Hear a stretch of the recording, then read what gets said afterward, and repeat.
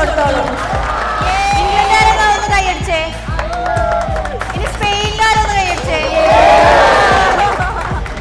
എവിടെന്നാ വരുന്നേ? ഏത് ടീമിനാ സപ്പോർട്ട് ചെയ്യുന്നത്? സ്പെയിൻ. ഓക്കെ. ഏത് ടീമിനെയൊന്നും സപ്പോർട്ട് ചെയ്യുന്നത്?